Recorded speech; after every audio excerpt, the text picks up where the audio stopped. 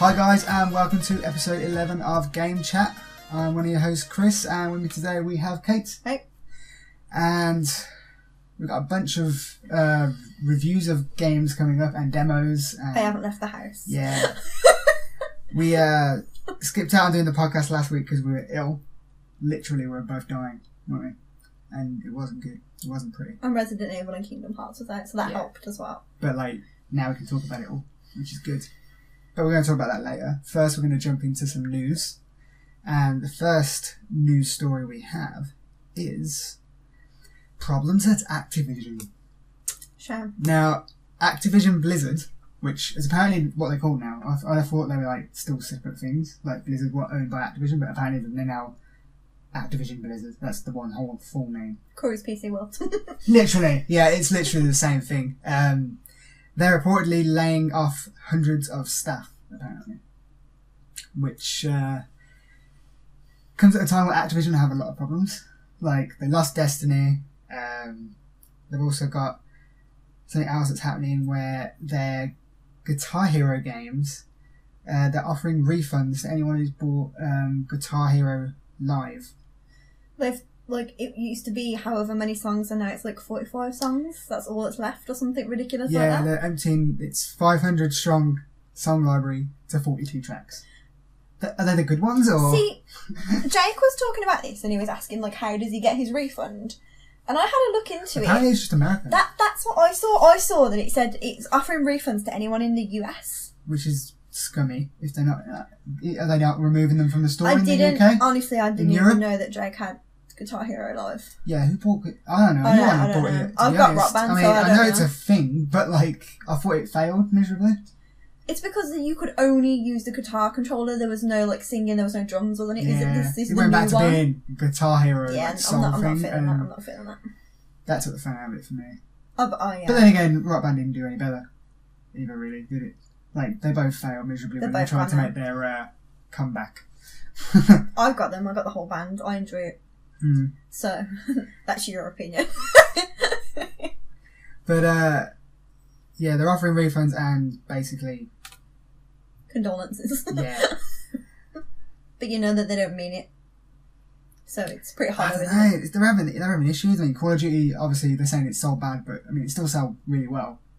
But it just didn't sell as well compared to the last few Call of Duty. Is this a Capcom with Resident Evil 7 when they thought they failed, even though it was sold millions of units and all that? They lost, obviously, the last Destiny, like we said, it's not a good time. I mean, what have they got? Unfortunately for us as big fans of Overwatch, this is worrying. Because if Activision go under, they take Blizzard with them. You know what? I'm not being funny though, but I mean, I used to play Overwatch religiously. I used to put too many hours into that game, and now it's all the same. Mm. The events come back round, it's the same with shit skins. And it's like people are coming off of it because it's not changing. Yeah, it needs to when's it going to get a battle royale mode? I say that's what it needs to do. In this day and age, kind of does. I don't think it would work with Overwatch. Well, we'll move on to the game later that it kind of similar worked with. It could work. Let's prove that could work. Apex Legends, but we'll move on to that later. But Activision have also they've recently parted ways with its CFO Spencer Newman, and also the CEO of Blizzard, Mike Morhaime, stepped down in October and was replaced by someone, instead of the CEO, a president of Blizzard. I don't know what the difference is, but it's a bit of a like you said, a sinking ship at the moment. Everyone's trying to get out before it goes under, so they can't be blamed.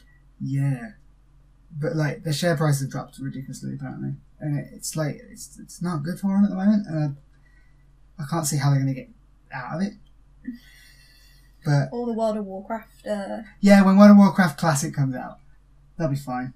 Elliot's going to single-handedly save the studio. He's gonna. Yeah, the whole economy on that game will just stay because people just sell stuff on that ridiculous auction house thing. That's what it's ridiculous. I'll take your word for it because I've never played it. So. Yeah, but yeah, Activision are having bad times, which, as much as people like to hate, they're one of these developers and the publishers, I suppose, that people like to hate on, like EA. But you think of some of the games that they own that you kind of don't want to lose. Stuff like obviously Overwatch. For me, Crash, Spyro, all that. I mean, they're getting Crash Team Racing might do well. I can imagine that. It's going to do well. It's like if the Crash remaster did stupidly well, everyone who bought that is probably going to buy Crash Team Racing. So maybe that'll save them. You never know. But talking about something that's also shutting down, a game that not many people know about. We only know because when we first got a PS4, it was literally all we played. One of the only games that was available. It was free and it was pay to win. Pretty fun. So heavy pay to win. Well, it was, but like it was something we could just have fun with. And that's Blacklight Retribution, the first-person shooter, which is shutting down its servers for good. That's really sad. It is really sad, like especially for us who just like we played that a lot when the PlayStation first came out, and even though it wasn't that great, like it weren't amazing, and I can see why it's shutting down. But it was fun, man, and that has a special place in our heart. Me and James used to go on a private server, and we just used to kill each other for hours. Like we'd play a private match just us two, and we just hunt each other for hours till like 3 o'clock in the morning. That was the fun that we had on that game. So I'm sad to see that game go. Yeah, it's one of them where it's like, I mean, at the moment, like, it's been averaging less than 200 players for the past 6 months. No way. That's on Steam, anyway. We should all get back on it. I feel like we should do a stream where we go back on it for one last time and see if all them people with the cat head helmets that are paid to win can fuck us over again, yeah? They should just come out of a battle royale mode. They would save themselves. Just saying. It's a bit too late now. It's too late now. Yeah, it's a shame. But to be fair, their developer studio closed back in 2015, apparently. But a publisher kept it open because people were still playing it. So, I'll say 200 players. But, you know. That's sweet of them to keep it open for them 200 players, though. Yeah. But it's a shame to see it go. It is very good. When did the server shut? That's like memories there. 11th of March. So we've still got time. Yeah. We can play, and it's still free. We can download it, play it for free. One last time. One last hurrah. But yeah, it's a shame to see it go. As you can probably tell, we haven't got much news at the moment. It's kind of like it's that time when nothing's happening, like, or it's already happened. But one that is a bit of a weird piece of news. That came out of a meme, basically. I think this is important news. Chris didn't really think it was that important, but I feel like we should have included it. So, NetherRealm has confirmed that Shaggy will not, in fact, be added to Mortal Kombat 11. They're just cowards. They're just absolute cowards. You know what? Like, I say it's a stupid character that they could have, but, like, look at the characters they've added in the past. Like, some of them are stupid. Like, you know who they should just add instead? Scooby-Doo. No. Why? Can you explain this? You know your memes. You're a meme queen. Where did it come from? It just came from these like screen caps of just like interviews from the Scooby-Doo movie, and people just started putting mad shit on there about Shaggy, about him like using like 1% of his power and all this and that, and it just kind of spiraled out of control. And people just wanted him in Mortal Kombat. Well, the joke was like that he was like a really powerful entity. I will do some know your memeing to see if there's a more in-depth origin, but that is what I have always took it to be. But yeah, it would have been fun to have him in it. It would have been funny, and fans want it. To what level, I don't know. Like, no one's going to be super upset that Shaggy's not in it. The official name of the meme is Shaggy's Power. Wow. You're going to get a meme lesson. But, yeah, that's it, yeah. Is that pretty much it? That's it, yeah. It's developed, it's kind of evolved from Ultra Instinct Shaggy. Okay. And it's moved into this new. And the guy who played him in the movie has become involved as well, and he's... Oh, wow. He's memed. It's very good. They confirmed on a live stream when they confirmed like that Cabal will be back on the roster, that we won't be seeing Shaggy make the list because the community manager Tyler Lansdowne shut down fans' dreams, saying, Shaggy will not be in the game ever. Sorry, dead meme. Come out and said How that. rude. And then later, How rude. the Mortal Kombat Twitter account posted the hashtag, Rest in Peace Shaggy. Rest in peace, your shitty game that stopped being good like 10 seasons ago. Excuse them. Oh, it's funny. But like, how dare they? I think like the whole Mortal So Kombat rude. Shaggy thing came from when the artist who does all Yeah. the work for Mortal Kombat, he posted a picture of what it would look like in the game, and that's where it stemmed from. But like, I think it still should happen. I'm not really a fan of Mortal Kombat. I don't like it, it's not my kind of fighting game. I've watched quite a lot. I watched some reveals, some character reveals, some fatality reveals and stuff. But it's not my jam. Mm. I'm not going to be buying it. I always like the idea of Mortal Kombat. I just can't do it. Because I'm just not. It's not. Doesn't flow well for me when I'm playing it. I find Mortal Kombat. I mean, I haven't played it for a while, so it could have changed now. But I always find its combat to be very like slow paced, and I like a fast paced fighting game. Yeah. I like Dead or Alive. I like a game where you can literally annihilate your opponent before they even got a chance to get a hit on you. So I like simple fighting games where you can simply learn the moves, stuff like Smash Bros. Whoever thinks that Smash Bros is a simple fighting it's game, up, down, that's God tier. left and right, and button and pressing the button at the same time. No. It's simple as any fighting game ever. No. That's another level. I love this quote from IGN. Despite much sadness from the internet, this result is probably the best.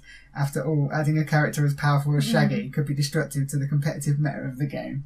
Very true. Everyone's just jumping on it, it's hilarious. Raiden versus Shaggy. That new like god woman that they've added is going to be the bad guy with her versus Shaggy.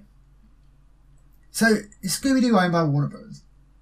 Yeah. Because so I is feel, Mortal yeah. Kombat, I think. I have no idea. So that... they should totally put... They should make a Cartoon Can you imagine Network they themed... just to piss everyone off, they just put Fred in it. I hate Fred. Or Velma. I got some childhood like issues with Fred. I hated him. I just Scrappy-Doo. really used to... And Scrappy Doo. Fred hate used to Scrappy-Doo. do my head in, man. Oh, he annoyed me. When he changed his hair colour in that movie. Yeah, he's got black hair in the new It's like, movies. what's going on there? That's not Fred. They're really good It's though. Me imposter and Jake Fred. watched them. They're really Are good. they though? Mm. Are they as good as the classic 1 and 2 movies? No. They're Spooky Island. They're closer Spooky to. Island. They're closer to the original cartoon. Are they really? Yes, they are. But they're not as good as movies. No. I remember Scooby-Doo trying to get on that plane. And Fred didn't know that it was Scooby Doo. It was amazing. And To I be fair- remember Scooby-Doo dancing in that nightclub. To be fair, that was the second one, wasn't it? Yeah. Like, Scooby Doo isn't actually really in them because they couldn't afford it, so he like pops up every now and again. But it's mainly about it's the called game. Scooby-Doo. Can't have a Whatever Scooby-Doo floats without your- Scooby-Doo. This isn't a Scooby Doo podcast. I know, I'm As just much as saying. I would love it to be, Just because saying. I could talk for hours about Scooby Doo. Like, I went hardcore on it as a The child. Shaggy meme is not dead. It's not dead. Don't listen to the Mortal Kombat people. They don't know what they're talking about. He'll turn up in Street Fighter now, you watch. Capcom would pull that mad shit, so don't even go there. He'll be a Smash Bros character. Oh my god, that'd be amazing. But moving on to Non-meme related less news. meme-ish news. You may know that a certain game launched last week out of nowhere called Apex Legends, which is a free-to-play battle royale set in the Titanfall universe. When we first heard of this, we were just like, oh, it's not a battle royale game. Corey was trying to tell me about it, and he was like, it's a Titanfall battle royale, and I was like, oh, sick, so you're fighting the Titans, and he's like, And no. I And was no. I was like, that's stupid. I didn't realise, because when he said it's a Titanfall battle royale, I thought he meant, you know what I mean? Yeah. And I'm like, but why didn't you fight in the Titan? And he was trying to explain it to me, and I was like, no. Like, where's the Titan? I haven't even played Titanfall. Yeah. He didn't explain it very Like, you well. can tell it's sort of in the same universe, but like, it is 30 years after 2, so it's kind of like a bit different. That's the only way they could make it better, if they just dropped Titans on the map. They And then tried. it's like the first person to Apparently get they in. tried and they couldn't get it to work and be Balanced. fair and balanced, or make the they could balance it, but then the Titans didn't feel powerful. Oh my god, you know what what's they should the do? problem? When it gets down, if it ever gets down to literally 2 people. Ah, So, like, your say squad's that. dead by you. If it ever gets down to that for who's the champion, 2 Titans should drop. we've got a lot of news on Apex. Okay, sorry. So, well, first, you say that, it comes down to 2 people. Someone's data mined into the game. Apparently there's a solos mode coming. Told you there'd be a And a solo mode. duos.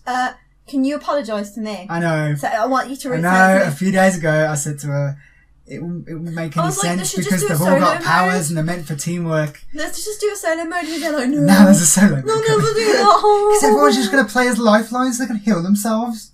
Not if they're dead. Surely. Surely. Right? That would make sense. By the time you're there trying to call your little robot down, I'll have shotgun you in the face. I found out from Jamie the other day that your little robot that you called down to heal yourself also heals your enemies. It's the butt toucher robot. As you called it, yeah. But it's done ridiculously well for its first week. Like, I don't even like the game. I hate the game, and She yet loves it. I've been playing it She's for been 4 days addicted to straight. it. I can't stop playing it. it's one of them, innit? I'm like, I hate battle royales. There's an addictive quality to Yeah, it. literally. And like, it's hit 10 million, the 10 million player milestone in just under 72 hours. It's And that's addictive. mental. It's so much. It feels so much faster. Mm. Like games are over at like, well, depending on how good you are. Like they're over pretty quick usually. Even when you become champion, that you still haven't wasted that much time on the match. Yeah. So you could just before you know it, you've played it for like hours on hours on hours, and it is mad. I'm level 25 now. Mm. I think I'm the highest level out of all of us because I've just been Yeah, scrubbing you've been it. scrubbing it. Mm. To give some context, like, it's reached 10 million in 72 hours. It took Overwatch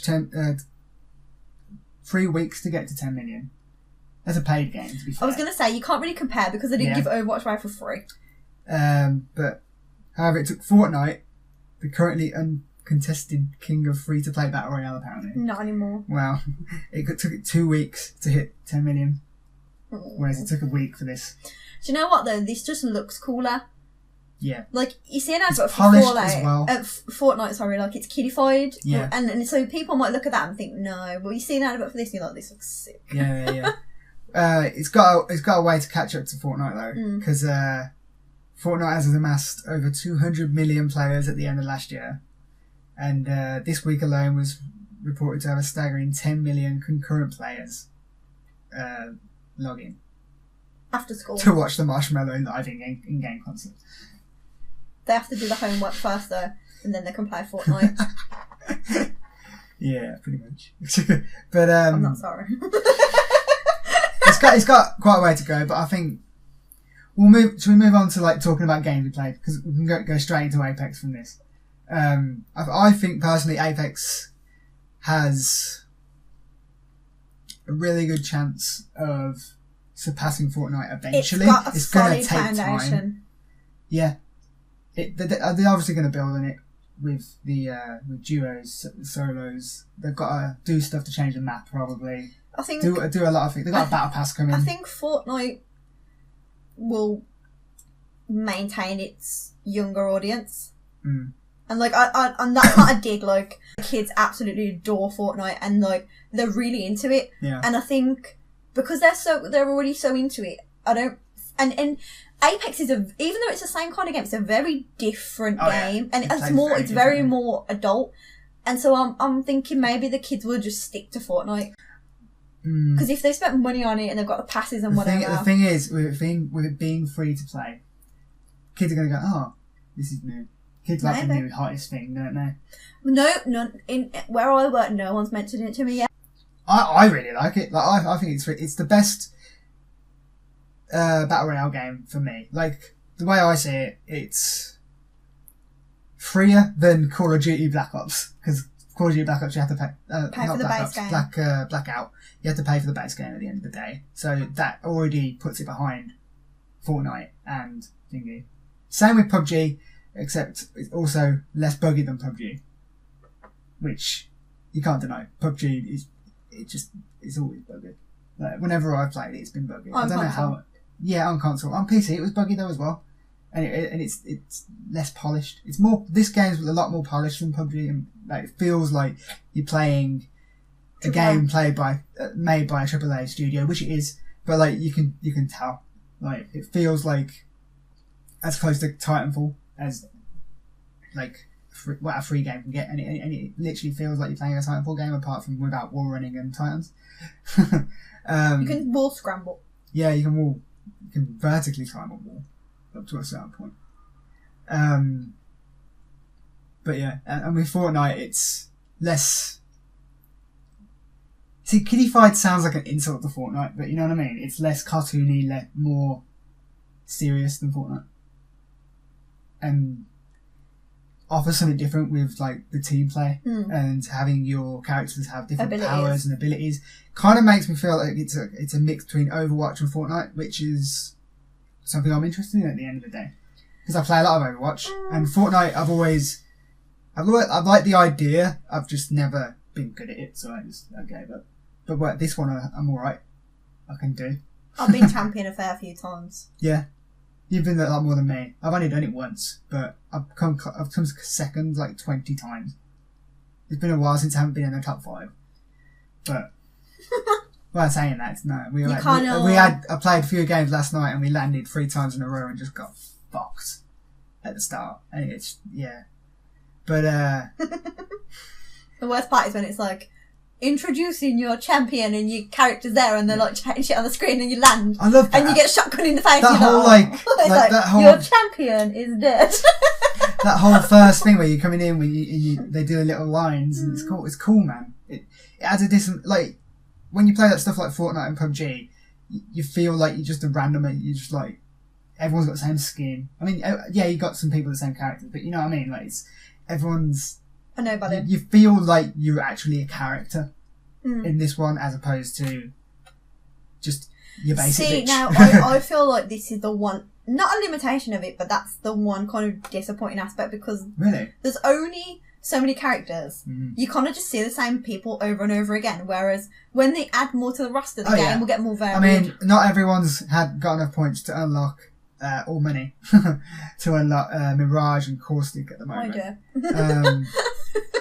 I'm not unlucky. Although the other day when me and Jamie played, there was a bug and they unlocked for at least 3 hours. 3 games, I was getting the shit played. I was playing Mirage loads. It was great. And then they kicked me off him. I was like, oh, fuck's sake. He is a very interesting character. Yeah. Do you know that's another thing that I don't like here that I have discovered. So when you reach level. Every time you level up, you get a loot robot thing. It's not a box, it's like a robot with legs and he explodes. And it's an Overwatch box that's a triangle with legs. Yeah. It's pretty much what it is. And when you get one of them every time you level up, then when you reach level 20, I think after level 20 you get one every other time you level up. You get, like, the red coins are the coins you earn in the game. The orange coins. That's your opinion. The yellow coins are your actual real cash dollars, and then you have these cash dollar like shards that you can use to make skins and all this for your characters. I have got a shit ton of the red coins. Yeah. Now, see, they're only good to unlock the characters. Yeah, because if you look, you think you can spend them in the store, but if you look, like there'll be something. They're all locked behind yellow, and then there's lines going to the stuff that you can buy with the coins you earn in game, but you can't buy them until you've bought the things with cash dollar, and I don't think that's fair. That's a stupid system. I'll be interested to see how they work it when the battle pass comes in, and whether that battle pass will be worth it. You should be able to convert the red coins into the shards. Because I would much rather buy cosmetics than keep all these. Like, I'm not going to buy the two. I'm happy with the character that I play. And until they add a new character that I think, oh, I like the look of that person, I'm not going to just buy characters for the sake of it. Well, I've got like over 10,000 coins on Overwatch. When they start doing seasons, like if they do it like Fortnite does it. Brian said there is a season coming. There is season. It pretty starts soon. in March. Yeah. If it goes like Fortnite, basically you'll have a free tier of the battle pass kind of, and then you've got the battle pass, like what you buy for that season, and so obviously that if you buy the battle pass, you'll unlock something like every level, okay. Skin, character. If it goes like Fortnite, like a skin, a character, a weapon skin, stuff like that. Oh, okay. Whereas with the free version, you unlock every like 4, you unlock something. Obviously not as good as what's in the battle pass, but you unlock something, so you feel like you're actually making some progress.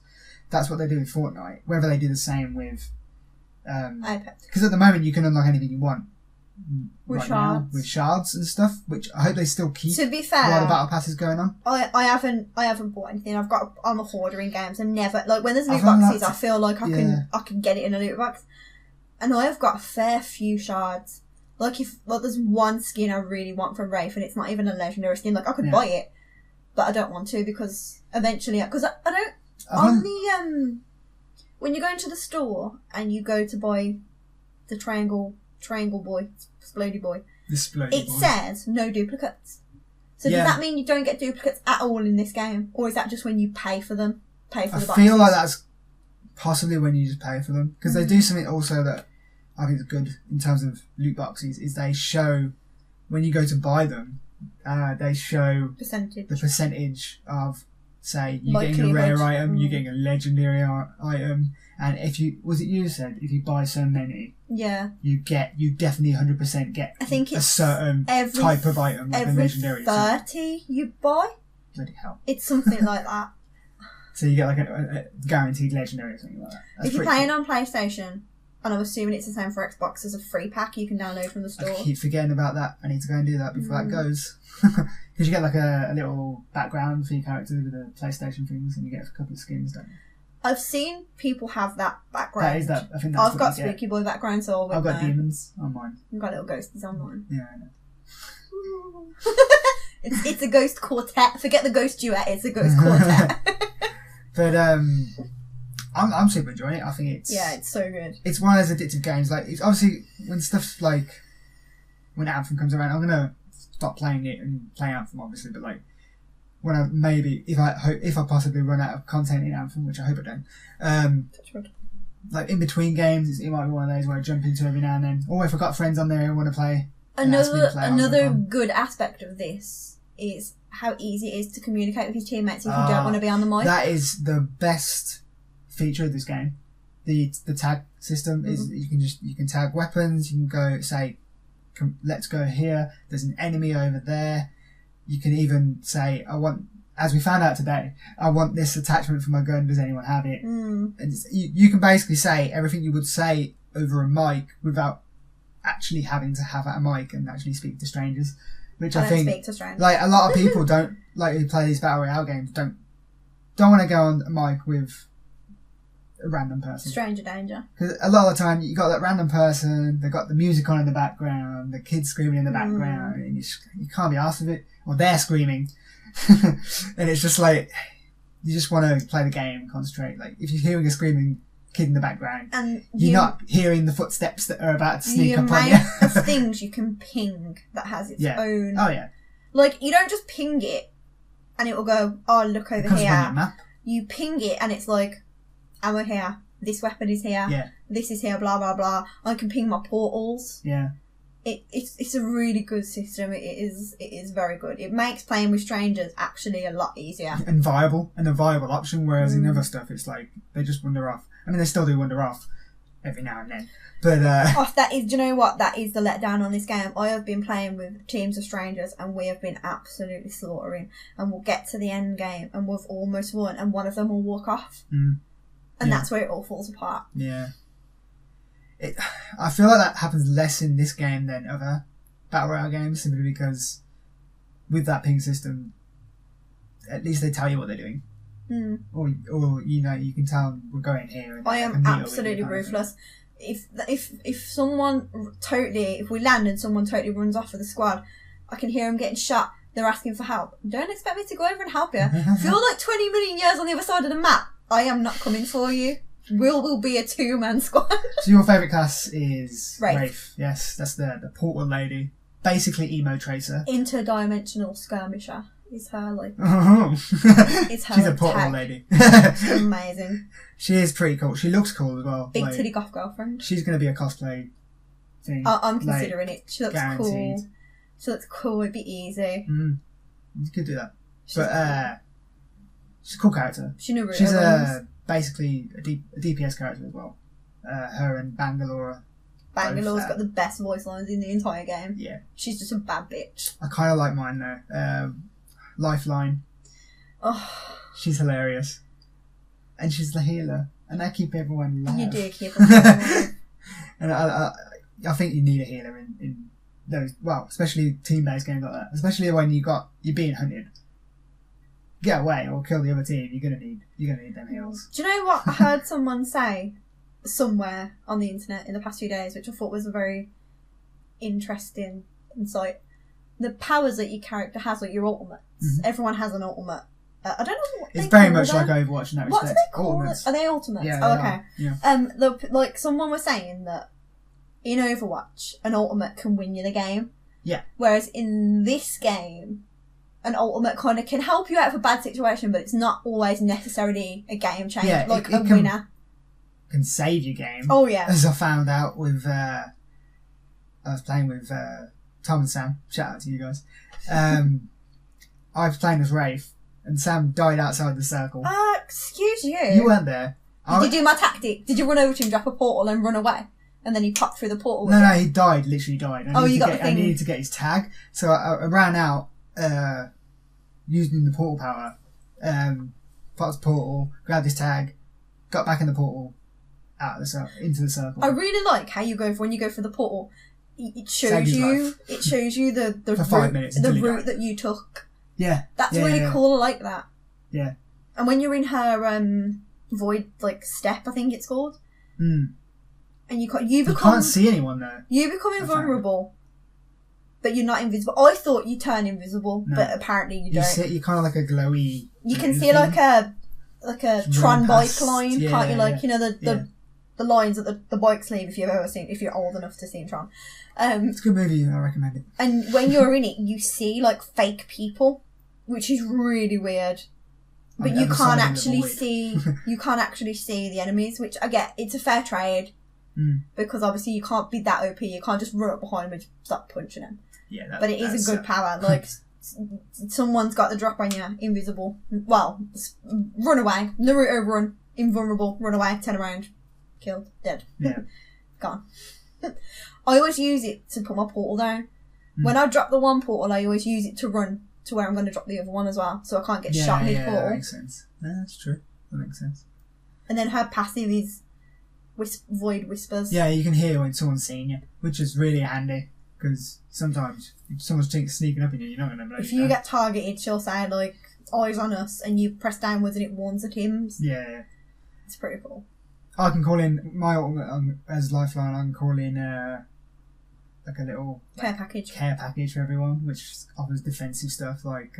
But everyone can see it drop. That's the downside. Yeah, that's the only downside. That's the thing about because this it doesn't come up with like the blue thing, which comes up for the main ones. Your robot heals the enemy. Enemies can use my portal, so it's not always one of them things where it's not always like it can be used against you. Oh yeah, but like it's all about balancing the powers with other people on your team, and I think it's still about who's got the best loot.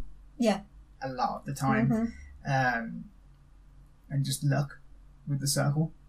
I mean, when we won Union Elliot, we had a lot of luck where we were in the right area at the right time, with like hiding in the cliffs, waiting for them to come out, and we had the advantage because they only had 2 players. But we still won. Shotgun to the face, and that tends to work. New champions. Shotguns are OP in this game.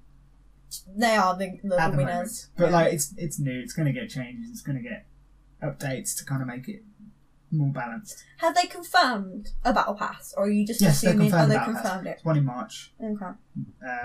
Which also comes with a new character. They kind of put their roadmap out, and it's like March. I think seasons last 3 months. 3 months a season? Yeah. Well, you want to get the most out of people who buy battle passes. You don't want to buy a battle pass every month. True. 3 months, and then it's like Overwatch seasons.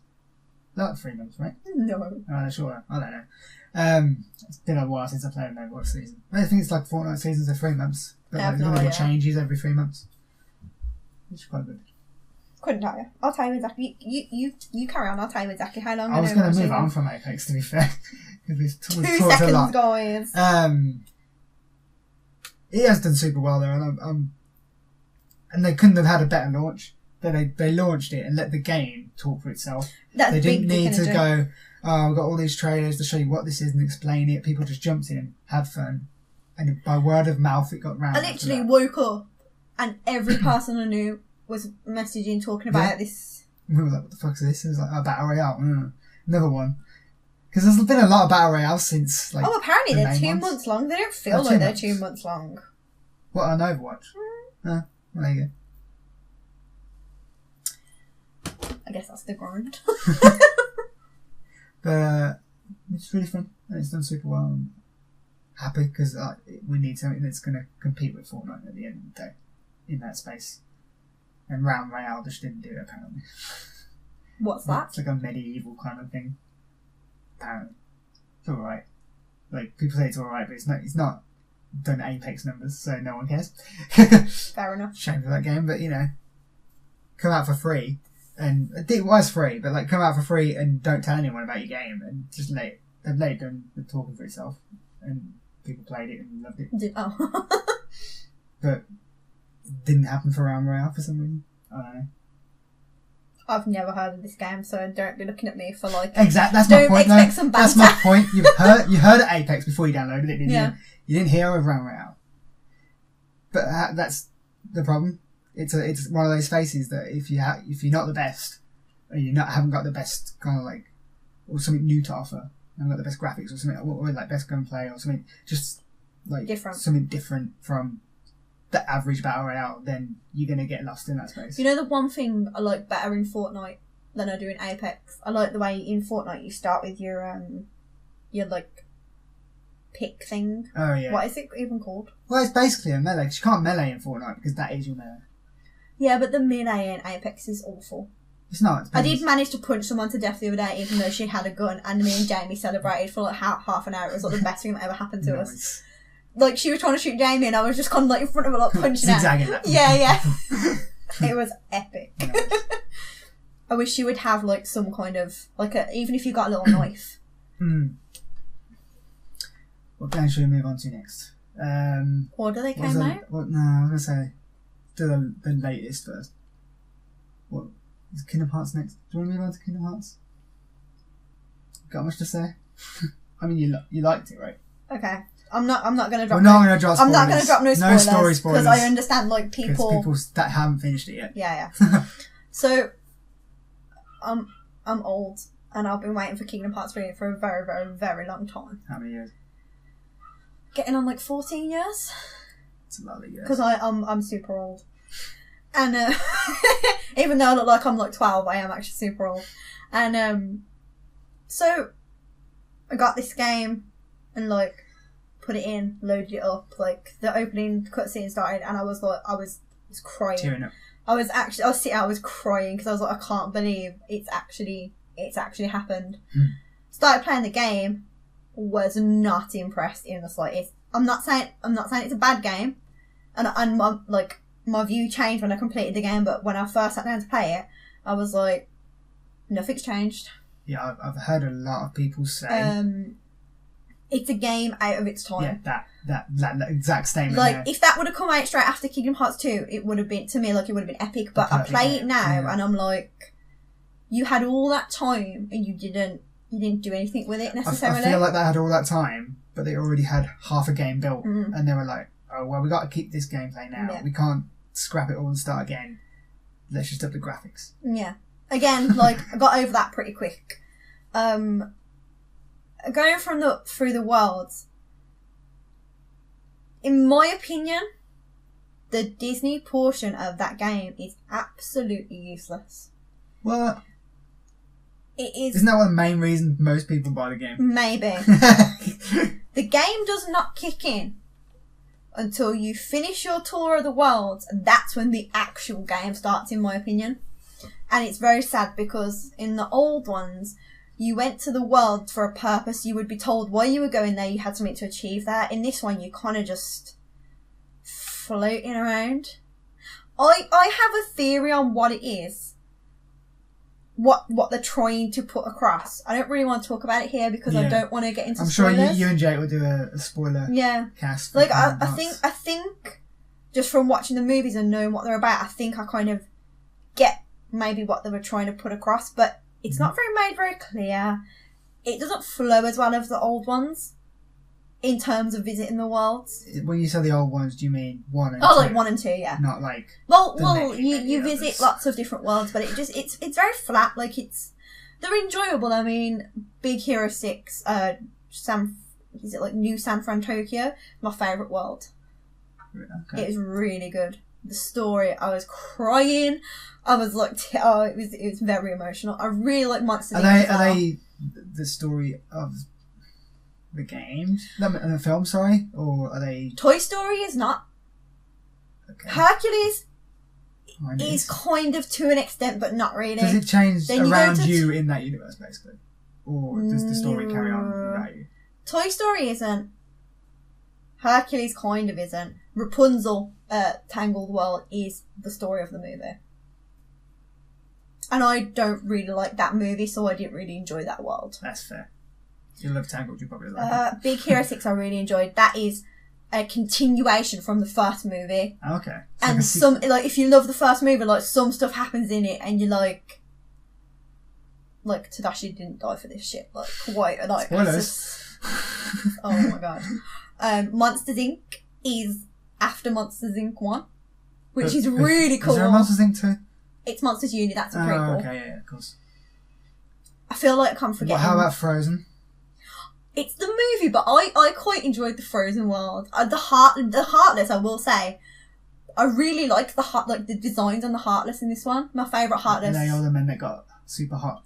They're the organisation. No, okay. We'll talk about that later. The Heartless are the little monsters that you fight, like the little things that you fight, and then you got the nobodies. Yeah. But the Heartless, they got some really cool designs. Like, the Frozen ones are my favourite. Like, there's like reindeer ones there, my favourite Heartless. They look really cool. The enemy designs in this are really cool. Where else do you go? See, that's how good. Oh, Pirates of the Caribbean. It is the third movie. It's soul destroying. Like, nobody can voice act there. You have to find crabs. You have to find, like, 400 crabs. It will destroy your entire soul. It's the third... Isn't that like the worst movie? No, the second one's the worst one. And they literally come out and was like, we're going to skip Dead Man Chest because it's literally a filler till you get to At World End. So we're just going to skip it. Big dick energy. I feel like they made the Pirates of the Caribbean world probably when that movie was coming out. No, the guy just wanted a live action. I just liked it. So, yeah. I mean, Pirates of the Caribbean, they're not terrible movies. They're not great. But the first one's the best. But, you know, they could have just set it then. But yeah, so you go through all them and then you get to the end game, maybe. If you want to call it that, but like it comes to, the Kingdom Hearts story, essentially. Right, okay. Boss fights upon boss fights. Organisation.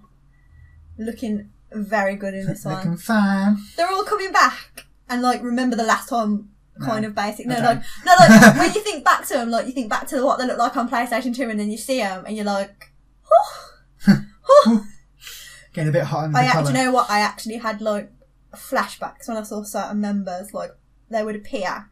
And I was thinking like, when I was a kid on PlayStation 2, like that boss fight took me like a week. Like it was so hard. And I was just like, pausing the game, like, I'm not ready for this. I was on, like, chat with, like, Brian, I'm not ready, man, I can't do it. But it's really good, like, the story, like, that bit is really good. And when you, like, there's the ending, the epilogue, the secret ending, if you found all the hidden Mickeys. And it is soul destroying. Without giving any spoilers away, is it less confusing than the rest of the series? Or is it just add to that? It clears up one thing that I have been dying to know, and it, like... Blew your mind. They revealed it, and I was there for like 10 minutes like, no. And like, the more I thought about it, I was like, is this bullshit? I was like, is this bullshit, or is this actually like really clever storytelling? I feel like they got lucky bullshit. I don't feel like it was clever storytelling. Lucky clever bullshit. Yeah. But then there's like some stuff that happens and it's, you know, it's awful. Like, it's actually awful. You watch the ending and It's You awful. mean the game's awful? No, like the ending, like Oh, in terms of soul destroying. Soul destroying. Okay. To me, it was. Yeah. I don't. To a fan, it would be. It depends on your outlook, I imagine. I found it really upsetting. And then there's obviously the epilogue. More incredibly, like I said, it's either genius or it's we got lucky bullshit. And then the secret ending, if you found enough hidden Mickeys to unlock it, looks sick. I hear those hidden Mickeys are a bitch. I spent a very long time looking for them. What I was doing is I went through the world. Are they just Mickey Mouse faces? It's a thing you can do in Disneyland where you find the hidden Mickeys. Oh, and so they've incorporated, like, they've put it into the game. Interesting. Some of them are really easy to find, and then, like, you can look in your gummy phone. Because we've upgraded from Jiminy's journal now. You've got, like, you got a phone and your Instagram and everything. Oh. You take selfies. It's interesting. At Sora. Yeah. And, like, you take pictures of them. But I had to find them because I couldn't not. Like, I needed to find them. But depending on what difficulty you're playing on, depends how many you need to find. Or, if you can't be arsed, you can just watch the secret ending on YouTube. Like, sorted on it. Like, You could do that, to be fair. It's whatever floats your boat. Playing it as a whole, I did enjoy it. And my initial kind of gripes, I did get over. Like, after I kind of got into the combat and whatever, like, I accepted that, you know, it didn't have to change necessarily. It's me that's got older, like, blah, blah, blah. Yeah. But I do think they dropped the ball on the Disney section. Okay. That would be my criticism. It's hard to, like, without getting into spoilers, it's very hard to explain my, like, opinions. I'm sure you and Jake will go into this. We'll just be crying. To, like, super deep levels. It was really nice, though, to see, like, the organisation are an interesting set of characters, and you get some proper, like, dialogue from them, and you actually get a bit more from them, which I thought was really nice. Would you say, for, like, take me, for example. No. Like, I know exactly what you're going to say. No. I don't know where this idea that if you want to jump in on free, you can. I don't know where this has come from. Is that not a good place to jump in? Oh. It's very much a case of people will come into it, obviously all the organisation, all the different Xenauts, and, like, talk to you like then, like, you know who they are. Yeah. Okay. So you kind of need to know. I wouldn't necessarily say over the. No, you know what? No, I'm lying. You do. It's like, oh, we need to go find this person. We need to go find that person. But like, if you didn't know, it's nothing to you. Would it bother you that much if you were playing the game? You know what I mean? Like, in terms of, does it explain itself well enough? There is this habit of, like, people will be like, hey, remember when we did this thing? And, like, they'll show you, like, flashbacks and stuff. There is that kind of thing, and there is a memory archive on there, apparently, where you can read about previous games. Mm-hmm. I didn't need that. So I never even looked at it. I never even looked at it, because... Oh, you did do a whole set of videos beforehand explaining the story. I got to sit there while Jake explained the story in very simple terms, and I'm just there like, and I've played all these games. This Jake, now makes sense. When Jake was like doing all the research and stuff, he's like, do you remember in this game when this happened? And I'm there like, no, mate. And he's like, but we played it together, we played it at the same time. And I'm like, I know that, but so I think even for people that play the games, it's confusing. But I don't. Are you any less confused? I got answers to certain things that I wanted. But did it open up more questions? It opened up so many questions. And is there going to be a sequel? Yes. Is there going to be a sequel in the next 15 years? Probably not. Typical Square. Maybe a spin-off. You know what I wouldn't be surprised to see? A Switch exclusive spin-off. Brian thinks that because of the secret ending, if you see in the secret ending, he thinks the next game will be a spin-off along the lines of, like, Drop Dream Distance. Is it Dream Drop Distance? Whatever it is, DDD, 3D, whatever you want to call it, wherever you are. The one that came out on 3DS and then nobody played it because nobody really wanted to play it on the 3DS. Do you reckon it'll be a Switch exclusive? Do you know what? Do you reckon they'll ever do that again? No, because I think that was a big problem for these games, was that you have to have, like, all the different consoles to play the whole story, and that's part of the confusion. And, like, these games are famous for being confusing, and I think it puts a lot of people off. Yes, it is. Trying to get into them. Put me off. But, Like, I just want to be when, at Disney. like, if you've watched our videos, like, this isn't a plug. Like, if you've watched them, like, the story's not actually that complicated. When you strip back all the bullshit, the story's actually pretty simple. They just tell it in a really confusing way because it's all out of order and there's lots of characters and there's lots of people with the similar names and there's a guy that's got like different versions of himself. It's a lot of fluff, but when you strip back the fluff, the plot is kind of not simple, Good but versus it's bad, pretty much. No, see, it's not even that. I don't know. Like, you don't make me spoil. I don't want to spoil. No, should we move on? Yeah. Overall thoughts. Overall, I enjoyed it. It made me cry multiple times. I think the gameplay could have improved. I think the Disney section could have been handled better. Not that it was bad, because some of the worlds were really good. Yeah.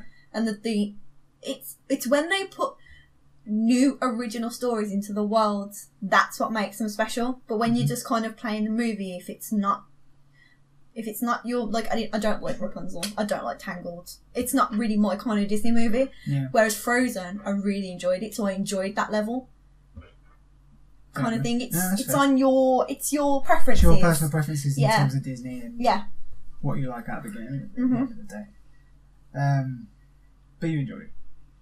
I enjoyed it, but I think 14 years down the line, it could have been so much more than it was. Not that it was bad, because it was not bad, but it could have been so much more.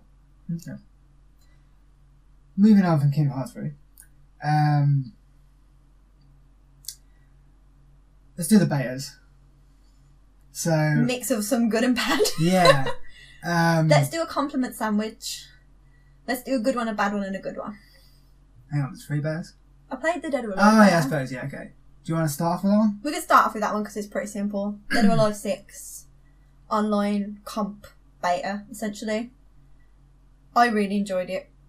I think it's got a lot more noob friendly. Is that a good thing? See, this is like, would that be frowned upon in the competitive area? See, now this is what I thought, because I've been playing those games for a long time, like since I was a kid, and I'm by no means I'm not like amazing at them. I couldn't, like, I'll give you a fair fight, like you know what I mean. I'm not claiming to be amazing, but I think it's a bit. It's not MLG. It's a bit cheeky. That in the past, like, I've had to learn combos, I've had to get smart. Yeah. And now in this one, it's like, press R1 3 times in a row, you'll do this sick ass combo. Like, I think I get why, because they want new people who don't really, like, fighting games were a thing that, like, we grew up on, but now they're not really that common. They've got their own niche now. So I feel like I get why they've done it, but I think it's going to annoy a lot of people, like hardcore older fans who've been, like, grinding on it, that someone new could pick up the controller and they're going to be able to do this mad shit. Yeah, that's true. But I really, like, from what I've seen of it, I'm really, like, it played really well, it handled well. It looks amazing, like it always has done. The characters all look really good. You're going to get some wacky outfits. I'm really looking forward to it. Cool. Should we do Division now? Division 2. It's not good, Bruce. See, well, it's Division 1. Like, we loved Division 1. We really enjoyed it. The only problem we had with Division 1 was we just ran out of stuff to do. And then there was too big a gap between when we ran out of stuff to do and when they actually put in more stuff to do with updates and stuff. And we never really went back. We did think about doing it. We bought the game. We downloaded it on Xbox Game Pass also. And we just never got back. I've started one again with Jake. Yeah. Recently. Yeah. I really like it. I like the idea of it. I like the story of it. I really enjoyed one. I played one a lot more because you weren't really feeling it, were you? I fell off very quickly because I had some other stuff to play. Whereas me and Jamie were in it deep. We really stuck to it. And then when we played the demo at EGX for Division 2, I was really impressed. Yeah. Same. Like, I had a bit of issues with the demo, which I've discussed on this podcast before, where I didn't get to play my character. Christmas butthurt, that's what it was. Killed the mood for me. I asked very politely, the men that I was playing with very politely if I could be the class I wanted to be, and they all said yes. I didn't really get to I didn't get to do that. So I ended up playing the class I didn't want to play. But it was a good enough demo.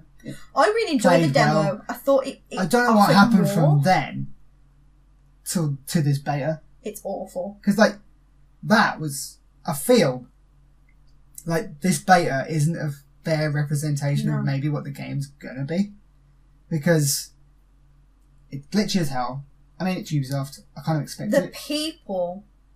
They look really looked bad. like But, like, Sim 1 characters. You see them the first time. You were talking to them. They're still loading in. You're talking to them, and like the hair's missing. Yeah. They've got like basic plastic faces everywhere you're running. Worse than Mass Effect Andromeda faces. Yeah, the textures are kind of like loading in. Yeah, textures loading as along. you're doing stuff. Same with cutscenes and stuff. I feel like this might be a bad issue beta. with it. We've been a bad beta, and I feel like the demo we played was a lot more polished. Yeah. And didn't have these issues because it was a vertical slice of the game. Yeah. Whereas this, well, it had a lot of server issues anyway, because it was kicking people out of the game.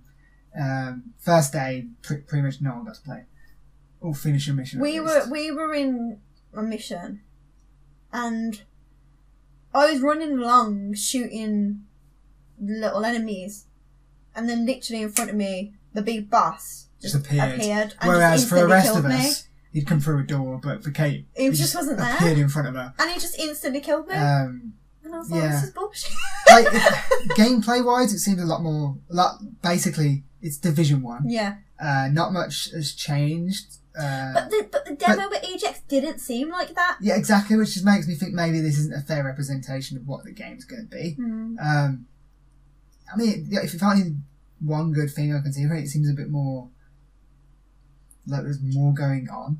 Like, as you're going from your base to a mission, there was a lot more enemies and a lot more people in between and interesting things going on in between, whereas before it was just empty streets, a lot of snowy streets, and then a guy comes up to you and you give him something, and that was it. Like that was it in the first game. It wasn't really well populated. Obviously, it was a disease had gone out. It makes sense in the world, but it gang warfare now. Yeah, it kind of does. Yeah, they're called like the coyotes or something. Yeah, and I'm intrigued by that. But like from what I played of the demo, not the demo, the beta. I'm not eager to pick it up at launch. No. I want to see how the reviews pan out, what happens after launch, whether it's glitching still, and if it's, I might pick it up when it gets fixed, basically. Because it's kind of with a Ubisoft game, I kind of expect them to be a bit iffy out of the gate. At the end of the day, how we saw it was, do we want Anthem? Do we want Division? And after playing the two betas, it's very, very clear. Yeah, because I feel like with those kind of games, with those live service games, there's it's no hard point to in having two. If you have two of them on the go, it's a lot of work. Like you kind of have your favourite then, and you kind of put your work into that, and you just don't bother with the other one. And I feel like trying to have two of them on the go, unless you're playing with different people, maybe like it's hard to balance which one you play more and stuff. But with us, I mean, we played the Anthem demo, twice. We played the VIP weekend and the open beta weekend, and surprisingly, like I went into both of these betas thinking, before any of them came out, thinking I'm going to prefer the Division. Anthem's going to disappoint me. It was the other way around. I wasn't really feeling Anthem as like if you've seen the Anthem edition of our BioWare podcast, like me and Drake, as BioWare fans of Mass Effect and Dragon Age, RPGs, when they announced this and they were like, it's a multiplayer RPG, me and Jake were like, no. Yeah. No. And the more we saw of it, we were kind of like, and they were like, there's no romances, and we were like, no. And the more they talked about it, we were like, no. And then we thought, okay, so we'll do a special podcast about it. We'll see what everything's been said. And while we were researching it, we were like, oh, you know what, actually, it actually sounds alright. And we did the podcast and we were like, yeah, man, can't wait for the beta. And, like, we really, really enjoyed it. Yeah, it was super fun. I tried 3 of the javelins, and I loved every single one. Kay had a favourite. Obviously, you all start as the ranger. Yeah, which is the basic one, which It was okay, though. I've kind of been nominated to have that one out of the 4 people we're playing, which I don't mind because you kind of feel like an Iron Man kind of style, / War Machine with all the guns and stuff. Even and the though it's the torpedoes and all basic that. one, it got the job done in the Yeah, missions. like, I kind of think with that class, I'm kind of going to be like the jack of all trades and kind of thing. Like, can kind of not specialist at any kind of like thing, but like can kind of help with all the situations. As soon as I got the chance to unlock another javelin, like, my jam in games is tank warrior. Like, I like to be in the fight. I can't do stealth. I can't do like passive. I need to be in the fight. Yeah. As soon as I could unlock the Colossus, my big chunk, had to unlock big that one. Boy. Absolutely loved it. It is a machine. It's OP and I loved it. So that's my class. I think Nathan's gone for the Interceptor, which is the fast, like, ninja style class. Stealth, which, kind of. Yeah, which seemed really cool. I'm kind of jealous of that. Same with Jake, to be fair, because I tried Storm, which Jake's going to play as. And that's kind of like a magey kind of style. Where Jake is our resident mage. Yeah, he's in always every been a mage. like Jake is always a mage. But like that, he kind of stays back and does damage from afar. With like basically magical powers. I don't know whether it's magic in this universe. The elemental powers, not magic. Like fire. Well, ice, shit like that. I say it's not magic. Well, what is element? But what is like, magic but elements? Well, no, like there's all that other magic going on, so why can't it be magic? No one really knows. I mean, we don't even know what planet it's set on yet because it's not Earth. Mm-hmm. But the flight in the game is seamless. It's amazing. So good. I have one gripe with it though, is that once you press the button to go, like to zoom, like proper fly, you have to press, obviously, to get your gun out, you press one of the trigger buttons to get your gun out, and you kind of stop and float and shoot. You can't just go up from like ground position and stay in the into air. Into the hover. You have to kind of fly first, then hover. Are you sure? No, I can work out a way of doing it. That might change when I can actually, because you couldn't go into the key bindings. Let's say key bindings, controller bindings, and have a look what was what.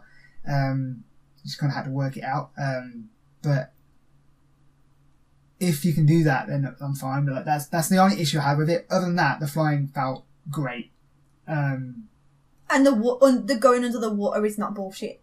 Because we was all like, can you do that though? Can you? You actually can just drop under the water, come straight back up, no issue.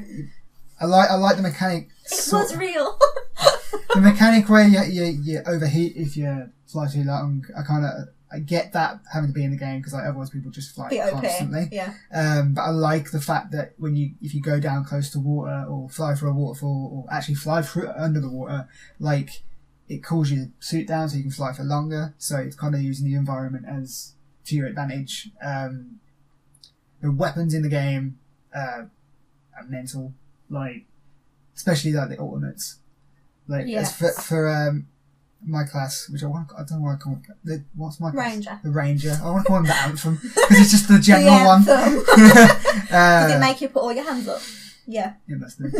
The Ranger, it's got basically a bunch of missiles that come out from its back. Like Iron Man. Like basically the Iron Man one where he's like, take missiles, and just shoots loads.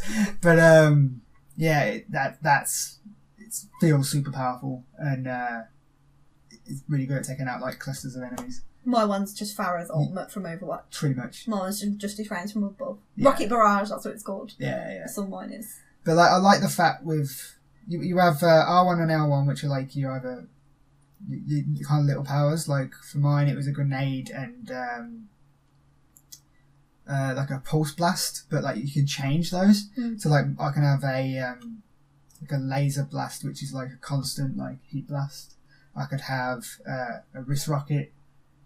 I could have different grenades. I mean, I'm pretty much on one side, kind of like it's got to be grenades, but like they're all different types of grenades, different elements. Frost grenades, like flash bangs, like grenades that you throw, and then little grenades come out of it and follow up, hit people, which is the grenade I want to use. I had something like that on Destiny. Yeah, pretty much the same thing.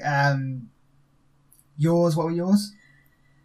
Yours was like to call people onto you to take heat away from everyone else because you can take it as if you play classes. Dragon Age, it's like the berserker, like you can do that kind of thing. It's like a battle cry, and the enemies are drawn to you. Yeah. And I think my other one was a shield.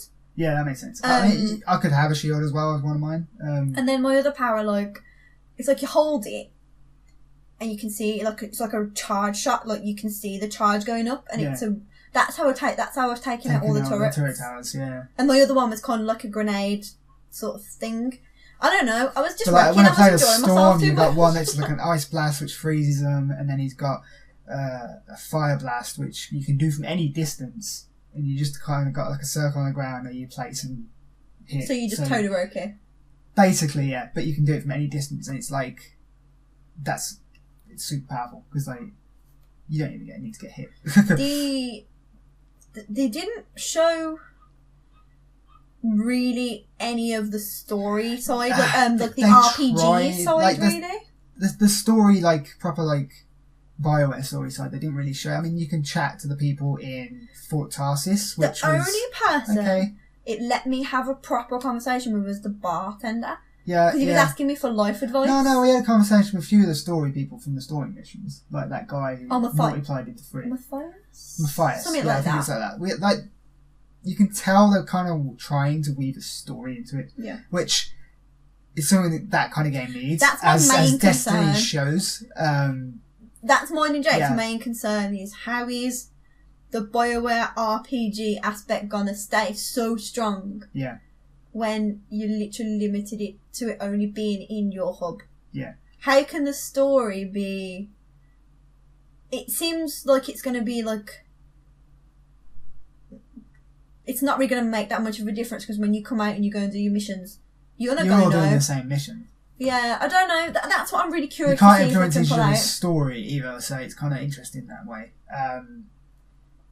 Still don't know how that's going to pan out, really. Inconsequential, that's the word that I was looking for.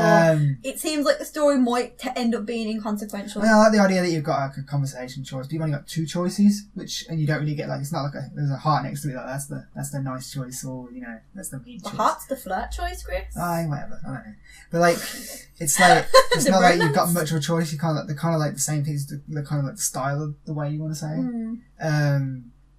But it's interesting, like the characters seem interesting enough.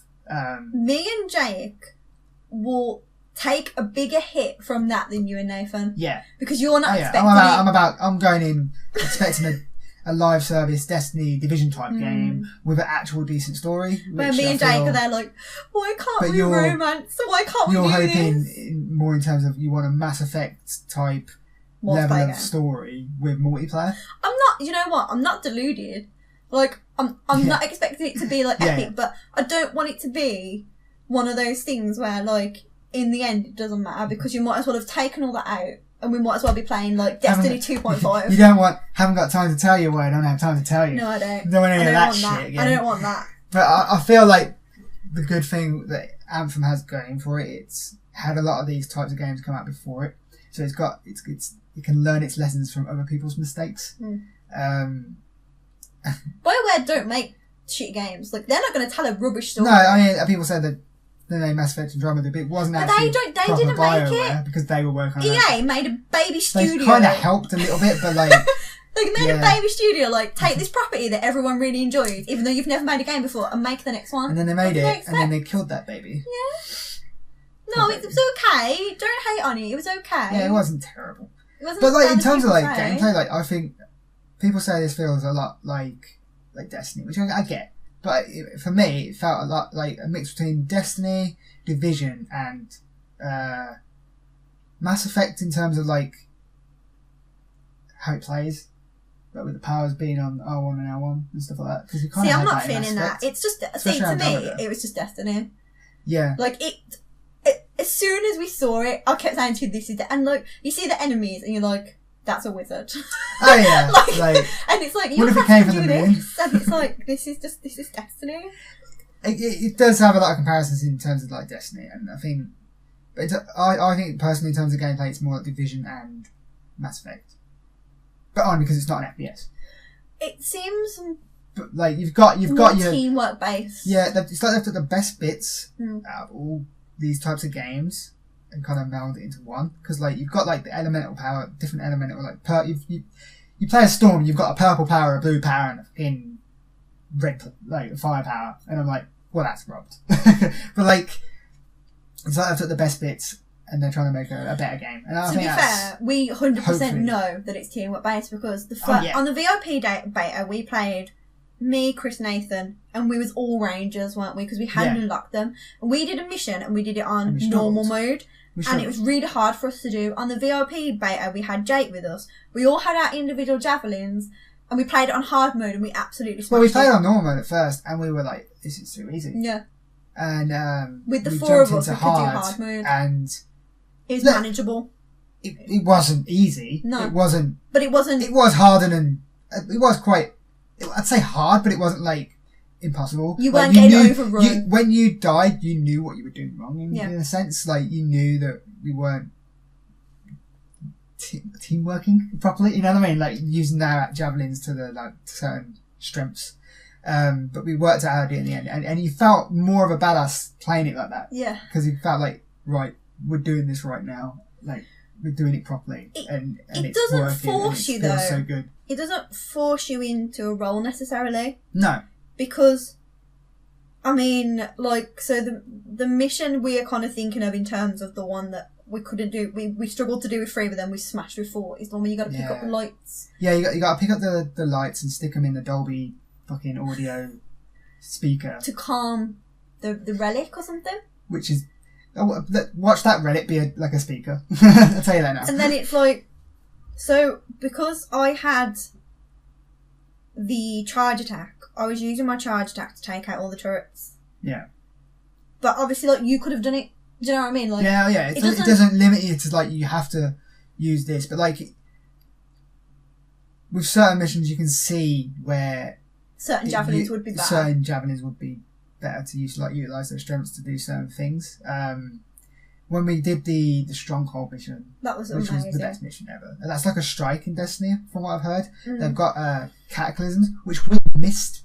We didn't see they it. They did a storm with weather, and it changed the map and all that, and it kind of brought... I think it brought a Cataclysm in, from what I've heard.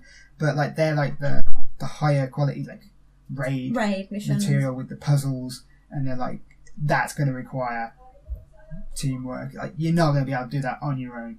That's why it does matchmaking. Like, that is when you're on your own. That is the one thing I've heard people online criticising it for, because and now I was under this impression as well, because I had also heard them say that you don't have to play 4-player, you can play it on your own, but apparently people are saying it's literally not impossible, but it's very, very difficult to play on your own. Well, when you play on your own, it automatically matchmakes you with people, because, like, obviously you don't have to talk to them, and you can go and, if you're doing the same mission, you tend to be attacking the same thing, so it kind of helps it work out. But, like, yeah, it's not ideal. Like, this is, you can tell it's a game designed for teamwork, 4-player, and for you to be playing multiple javelins, of different types. Yeah, like, you can tell it's aiming for that, and I can understand why. It wants more people playing the game. You're not going to, if you have one person playing it on their own, like, you're going to struggle. You can play Destiny on your own. It wasn't necessarily fun doing that. Like, the key, like, attraction of Destiny was playing with your mates. Like, but not all of them. You got to choose your 2 favourites. Oh yeah. I'm glad this Anthem's 4-player, because like, I just 3-player games annoys me. God damn it, Apex and Destiny. Come on, man. Why would you do this? But 3's just a weird number. It's the magic number, though. Yeah, but it's wrong. It's the wrong number. 4-player is what you want for multiplayer. It just felt really good. It felt really good. It looked really good. The gameplay was really good. I'm super hyped for that game. The javelin customization was really cool. We made Vita Deditae colours like red and black and white, and we all looked on point. You can check it out on our Instagram, all the pictures are up there. Yeah, like the customer. I mean, I made an Iron Man at one point. I tried to make Baymax when he was in his suit. Yeah, she tried to make Baymax. I couldn't get the purple middle though. Nathan made something out of Bayonetta. Oh yeah. On one of his. Yeah, made one of the I feel like you'd easily make Nathan's class into Genji. Yeah. Like, there's kind of things like you see some of the creative stuff people have done, like, and there's the amount of like detail you can go into in terms of you can change the different material as well. Yeah, you can change the wear of like of your stuff. You can change the material that for each part, and you can change the color and what kind of like whether you want it metallic, whether you want it matte, whether leather. Like, literally, it's mental. Like the amount of like you think back to like Destiny. In Destiny 2, the shaders, like that's such a compared to this, that's a bad system. Like you were limited to how Is you this looked. a hate on Destiny podcast? No, it's just a lot of some of the things that Anthem does better. I mean, I enjoyed Destiny for what it is, and I really did, but like, and I hope they take lessons from Anthem and learn from there and do better things with it, because these kind of games can only really learn from each other and get better with that, and I think that's a better way of doing it. I really I like the way as well everyone chose to play a different class. Yeah. Because you feel more special then. Yeah. And even the fact that like I played one class with certain weapons, and then I changed my weapons up when I got new ones, or when I want fancy a change, and it plays different. You feel different enough that you don't. It's not just you're making this one fire. You're making this one like ice. With the difficulty of it as well, I think what you got to take into consideration for the difficulty, like however hard. It wasn't even the hardest mode. No, not that. There's but like masterclass mode. If you think about it, like we played on hard mode, and we had you have basic weapons in that demo. Yeah. You start. I think it's level 10. You can get to level 15. Yeah. Now, which we all did. I imagine that in the actual game, by that time, you're gonna have like extra loot. You're gonna have gunsmith you can visit. Yeah. You're gonna have modded your guns. You're gonna have better guns. So if it was too hard in the demo, I think you should take that into consideration. Yeah. There's a lot of things in the Fort Tarsis where you couldn't interact with it, but it says you press X on it, and like obviously like this isn't available in the demo and stuff, and like that kind of thing. Like there's gonna be gunsmiths, gun vendors. Probably going to be a postmaster like there is in Destiny. I'm just naming Destiny terms here. I really hope there's going to be like a Xur, which is going to have a like epic loot for each like week, because that'd be awesome. I love that kind of thing. Like by the time you get to that level, you are going to have some magic weapons. You're not going to have basic weapons. Yeah. So if you struggled on certain difficulties, I think when you get into the actual game, you'll be a lot more powerful. Oh yeah, definitely, and you'll be able to build yourself up to those levels. The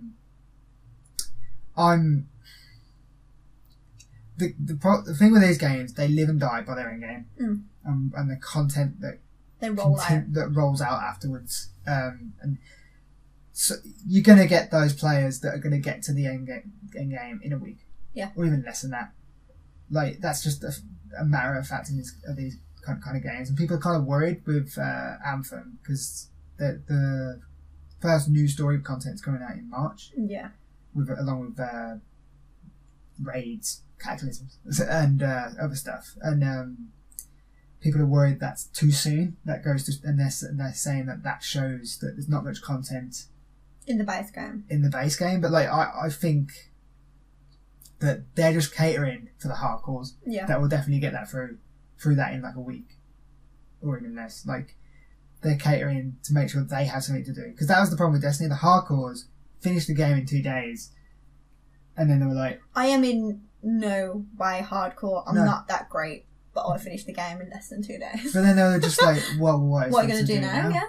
And even Destiny 2, even though it had more content, you still finished the game in like 3 days. Yeah, it wasn't. The content they offered was just the same thing, going round and round. The end game has to be strong. Yeah.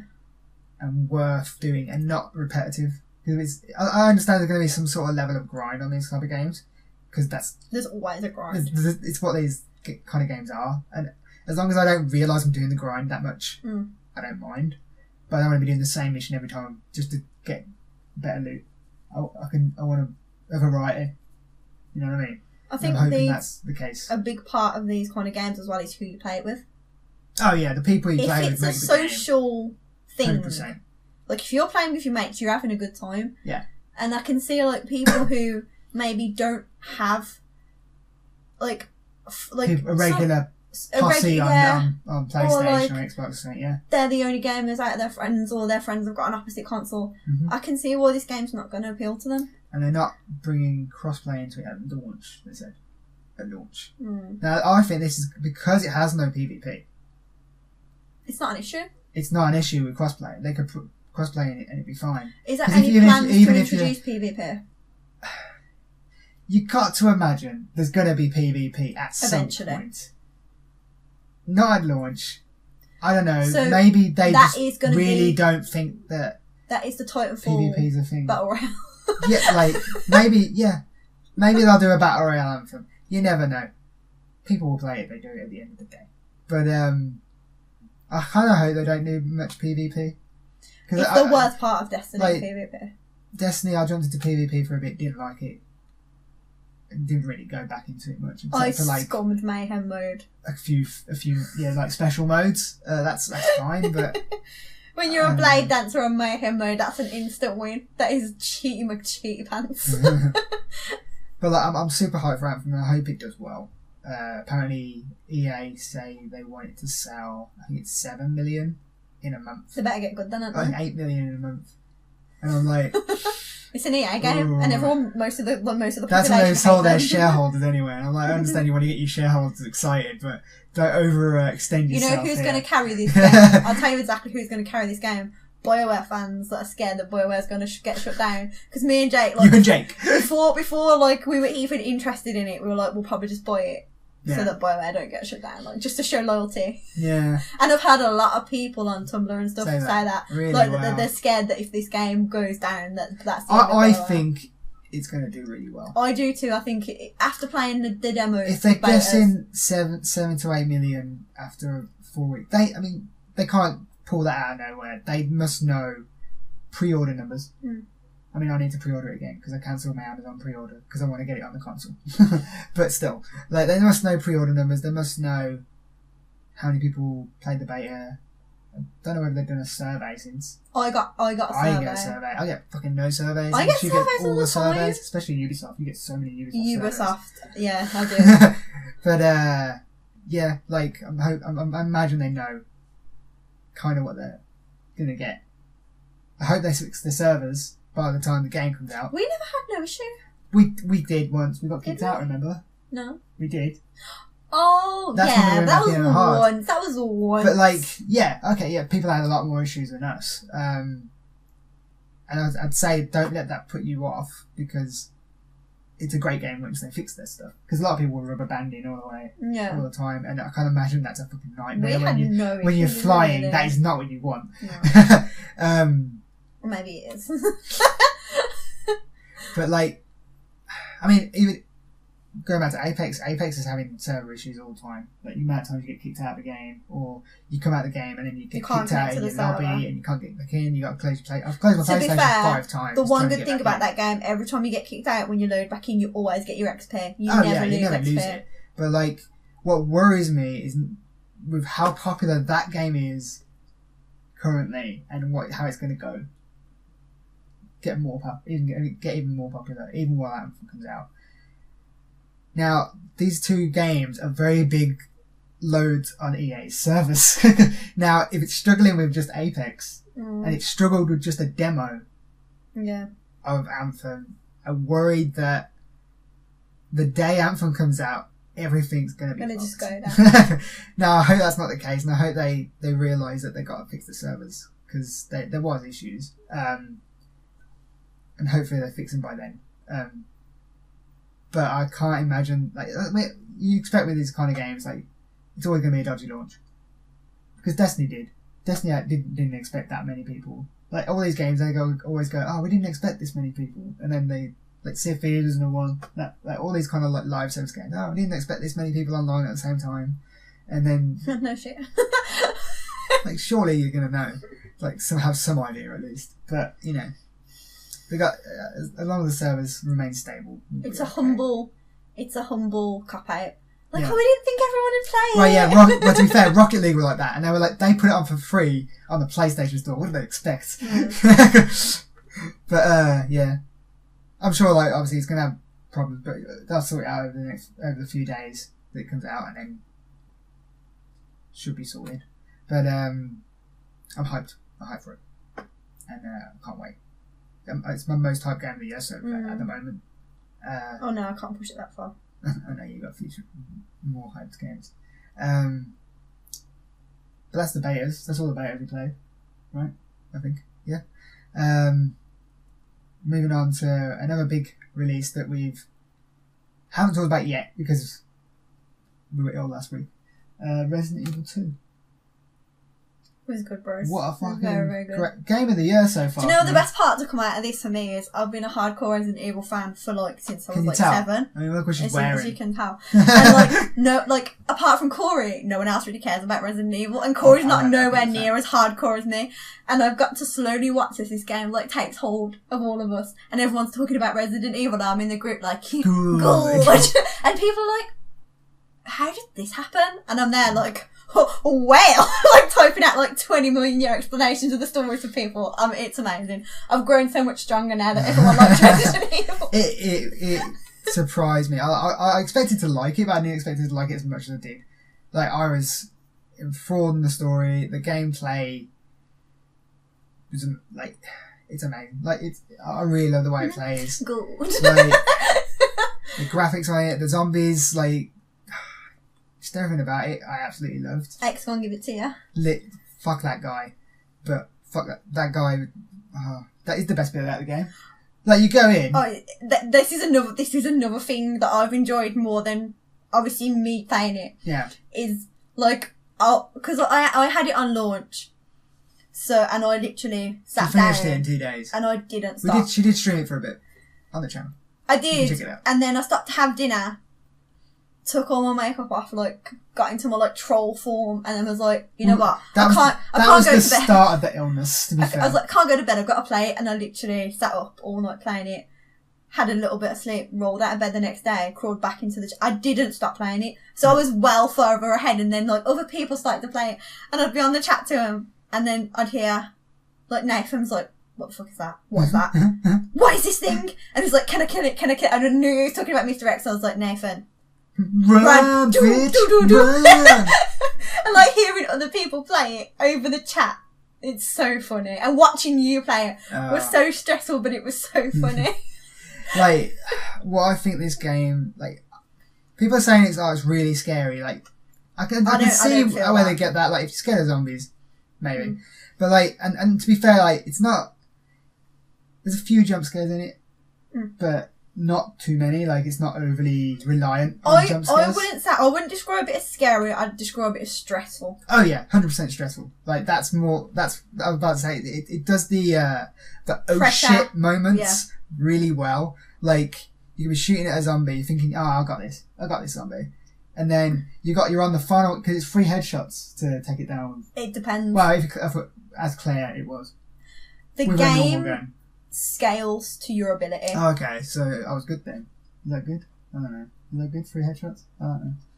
Why was it 2 as Leon? Is that because he's got a different gun? Because Leon's the best. Or is it saying I suck as Leon? Leon's the best video game character that's anyways, ever made. I had moments where I'm on the 3rd headshot and I'm about to get it and he's really close and I'm thinking, he's dead.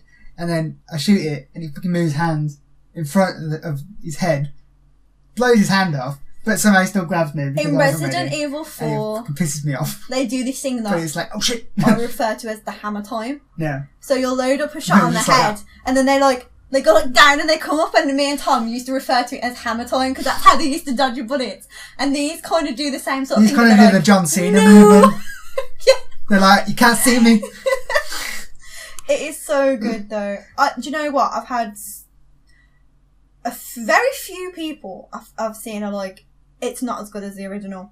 No, who's saying that? No. Who is saying that? Everyone is entitled to their own opinion.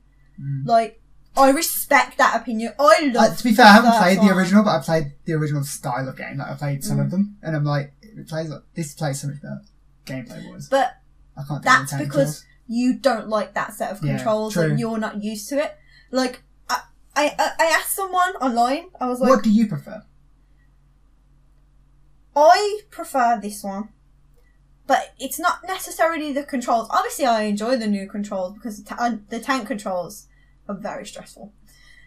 But they were saying, like, they didn't like the way certain plot elements got taken out, this and that. And I respect that. Like, that is... Somehow managed to keep the giant alligator in there, though. Yeah, like, I like, that is a valid criticism. Yeah. It's changing the story from that they've loved as like a kid. But now, I like the story changes. Yeah, I feel like we're not going to go into spoilers. I won't go into spoilers, but I feel like they've grounded the story more. I've heard the saying that someone said that they Christopher Nolan'd it in terms of like the way he did it with the Batman universe. He kind of grounded the Batman universe into kind of some more realistic realism as opposed to like stupid. Like there is wacky. Not stupid. It's not stupid, wacky and crazy. Over the top. Yeah, a bit. OTT. I personally, because Leon's my favourite character. Leon's my favourite game character ever. Mm-hmm. Since I was like 7 when I played Resident Evil 2. Yeah. He's been my favourite. Oh, yeah. I'm old now. I'm 26 now. Like he's been my favourite game character forever. Mm-hmm. So this baby Leon, I wasn't really feeling it. I should have showed his character design, and I was like, when are they doing to my baby boy? Yeah. And in the demo, I was a bit like, I understand why they've done it. No, like when I played the game, like obviously, it makes him look younger. Without spoilers, he's a lot less stupid in this one. Because the story that he goes through in the first one, you're like, so stupid. But in this one, like the story's relating to Ada's a bit more, you know, and you can see the cogs turning. You know, he's got a bit more about him. He's not that like annoying. Yeah, up to a point. Like there's always a point where I'm like, come on, Leon. Come on. But use your noggin. You're saying that because you know what she's like, but I think I like that change. It doesn't make him seem as dopey as he was in the first one. Claire, this is the first time I've ever actually really liked Claire. I'm a big Code Veronica X fan. That's the only Resi I really liked. I'm looking into the camera like I'm on The Office because he hasn't even completed it. I know, I got stuck on some bugs. But like, I really enjoyed that game. I like her in the movies as well. That you made me watch. The one that she's in. Yeah, movie. But like, I just like Claire as a character. And I felt in this game that the change they gave to her, like in terms of like outfit, was a lot better. More realistic than what she'd be wearing before. See, this annoys me because I like we took Claire's hot pants off her and put her in some jeans because it's not realistic, and then it's like we took Ada's leggings off of her and we put her in super high heels and we put her in the skin tightest dress you've ever seen in your life. You can't say that it's not realistic for Claire and then have Ada wear that. Yeah, but you know what? Say that. Fans would have moaned if they took Ada's dress away. She had to have the red dress. Obviously, she does. But she had the trench coat for most of it. She could realistically look like she was there for a night out with the trench coat and the dress. And when she gets to the nightclub, she can dance the boogie the night away. You know, I don't know what she's there for. She's in it. Yeah, I don't know. Spoilers. Is it a spoiler? It's like an old game. Not to the boobies, not to the little people that weren't alive like forever, like we've been. They're not old like us. But I really enjoyed it. Like the gameplay, like it's a beautiful game. Like shooting those zombies and their ears flying off and like parts of their face are just like caved in and so grim. Shooting their legs and their legs fell off. I like and the it's way. Like, oh my god. I like the way it's so realistic. It mixed up the combat. It kept that modern Resi combat, but it kept a lot of the old Scott. Like I like having to put stuff in the saving box. I think they should have put the ink ribbons in.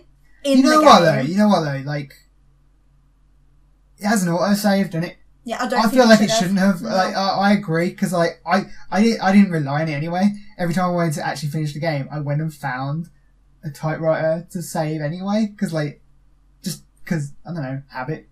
I don't know why, because it's auto saved anyway. But you know, I just felt like I had to because I needed to know it was saved. Yeah. But Mr. X in that game, when he makes his entrance, like I'd seen him before because I'd watched you play a little bit, but like it's a lot more stressful than it when you're playing it, not instead of watching someone do it. Like it just comes at the most inopportune moments. Like moving those library things, those bookcases. Why does he come every time? Yeah, I remember I was playing it, and I think it was like maybe like 2 a.m. and you'd gone to bed, and I'd got the winch thing, whatever you call it, for the library puzzle, the leather thing. And every time I got there, he was there. And I was getting so mad, and I was like messaging Jake, and I was like, every fucking time. Did you not Benny Hill him up the ladder? No, because you can climb the ladder now. I know he climbed the ladder, and then he went back. I got him like halfway, and then went back down and moved it a little bit more, and then went back up again, and then moved it a little bit more. I went back through the foyer and I lost him, and I come through the door at the top and whatever. But it was really getting me mad that he's always there. I'm not scared of him. Yeah, I'll fight him. Like, Leon's killed millions of tyrants in his daddy form. That's fine. I'm not scared of the tyrant, but it was just pissing me off. I like how he was dressed for the occasion. It was nice little. You know what I heard? It's raining, so he didn't want to get wet. He had a little hat as well. They literally said, Inspector Gadget. Apparently, Capcom said, I read this somewhere, that they put him in a trench coat and a hat. So he was styled more for covert operations. Who's he coverting? How is he? He's not sneaking nowhere. Stupid. Why would they say that? It's like, he's in disguise. Massive dude. Like, I'm not having that. It's funny though. I suppose, like, they tried. But like, I love shooting his hat off. Yeah. You never get to. And he does that thing where he's like, can't believe you did that. Can't believe you've done this. I can't believe you've done this. No, it's so good. I like when you when I was playing as Claire, and he was coming after me, and I was like, I need to get past where he is. So I just shot a grenade at him, and he went down for a bit, and he's like there on the ground, like. You winded him. Give me a minute. And then he just gets back up in a bit, and I'm like, oh, okay. But like, it just reminds, like, you know, in like Family Guy when Peter's like, just reminded me of that. It's funny, but like, he's like, the game for me when I was playing as Claire. Felt once you got like used to the zombies, it was like, oh, this is easy now. I got this. I know where to go. I got all the paths sorted, and go back there to get this out of the box and all that. I have to go and do this to use this item to get there, and then fucking Dicker Dex turned up, and I'm just like, wow, this has just made the game a whole lot harder, and it did. It changed the way you played. You mean Leon because you played Claire first? That's what I meant. You played Claire first. That's what I meant. You said when I was playing as Claire. Yeah, and X turned up. Yeah, but you said it was easy because you'd already done all the puzzles. No, it's easy in terms of like, I was just having an easy time. Oh, okay. Up but to that the second time? No, I was just having it, because he turned up earlier in the second time. But like, I was in the first, when I was first playing, I was at like, for the good, decent few hours of the game when he hadn't turned up. I was like, it's easy. Like, it's no stress whatsoever. Zombies, who gives a shit? But when you're fighting Mr. X and zombies turn up, it's not good. Stressful times. It's when you run down that corridor and you got 2 lickers, Mr. X, and a bunch of zombies, and you're like, guess I'll die. Yeah. Lickers turn up at the most inopportune moments when they come out like the vents, and you're just like, what? They were horrible. I remember playing the original, and when it burst through the window, it is terrifying. And like in this one, they move stuff, so you don't know where it is. Yeah, do you know what gets me? When I walk into a corridor and I'm like taking my stroll, like, yeah, I know where I'm going, and then a licker falls like off the ceiling onto my head. That scares me every single time. I feel like lickers weren't a problem for me when I was playing as Claire. It was easy. You just shoot them with one flame round and that grenade launcher, and it's dead. As Leon, however, they posed a bit more of a challenge, and like because you play the two characters very differently. Yeah. Like, I was more gung-ho with Claire, because she had better weapons, in my opinion, and she was just, which is weird, because you'd think, as the police officer, Leon would have the better weapons. It's his first day. You feel like he'd be better with weapons. It's his first day. I suppose, but still. Don't start on Leon. I mean, the one gripe I have with the whole, like, system where you play as Leon, as Claire and then Leon, or the other way around. They took the zapping system out. That's what. Well, I don't even know what that is properly. Well, exactly what you were going to say is the fact that they took the zapping. Say what you're going to say. Like, for some reason, like, all the doors are closed again, all the puzzles are changed. certain people near the end of the game turn up in the same situation in two different scenarios that are supposed to be happening at the same time, and I'm like, this doesn't make sense. Like, I feel like they could have changed that scenario a bit more to make more sense in terms of where that person was in that story, and it bothered me a little bit. But like, I understand that's the limitations of it being an older game that kind of needed. They didn't want to change too much. But like, I really thoroughly enjoyed it, and as crazy as the story is, it's not as crazy as it used to be. But like, it's the right amount of crazy, and I was proper in. I was invested. I hope, obviously, we think they're going to remake 3. Like, they're pretty much. I would be very, very shocked if they didn't, because 3 happens in Raccoon City, and so basically all the assets are ready. Yeah. The Tyrant, like, reskin him, make him the Nemesis, reskin Claire, make her Jill. I'm wondering though, because now, correct me if I'm wrong, I feel like in number 3 you only play as Jill. I don't think you play as Carlos. Yeah, I've only ever seen. I have no memory of playing as Carlos. But is the game longer? Because that wouldn't be too bad then. Like, I feel like they'll make if anything, they'll make the game longer. So it's as long as the 2 campaigns. This is what I'm thinking. I'm feeling like, are they gonna? Because otherwise, it just seems like a less of a game. Are they gonna try and make a Carlos campaign? Like, but then again, I don't feel like he's really relevant to the actual Resi story in the grand scheme of things. Maybe a Barry. I don't know. No, because he shows up at the end of the game in the original. Oh. So you can't. Well, to be fair, they could change the story to fit it. This is the thing, though. Like, because the universe is so already pre-established, and certain things have to happen in certain ways. But have they changed anything? Have they changed anything in 2 that's potentially universe changing in terms of what's happened afterwards? No. So I have a fit. I know you don't believe my theory, but I think that they could change whatever they, because like they could change whatever they want in terms of like remakes in the future. If they start to remake like 4s and 5s and 6, I mean, if they remake 5, they 100% will get rid of Chris punching the boulder. I'll tell you that now.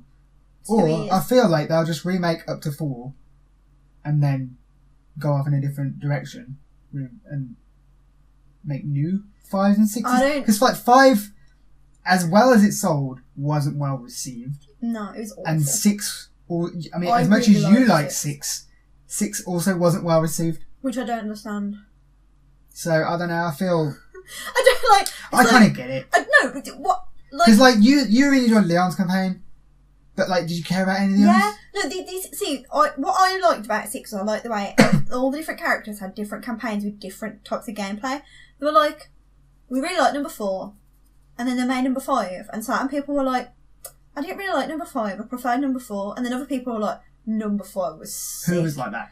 No, this is what I'm saying. And so, like, they literally made 6 to cater to every kind of fan. Yeah, but you couldn't complete the game if you just play Leon's campaign, though. No, but, like, you had you still have to play the one you didn't had like. Every different kind of gameplay with, like, not all of the iconic characters, but, like, most of everyone's favourite characters.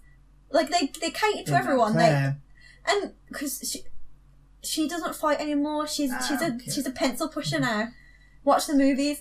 And it's just like, and everyone was like, nah, 6 was rubbish. It's like, they literally gave you exactly what you wanted. Yeah, well, and everyone said it was terrible. 6 was that rubbish, apparently, that they made 7 and completely changed the way the game played. I didn't like 7. I'm old, I'm set in my ways. 7 did well. I like 7 as a game on its own.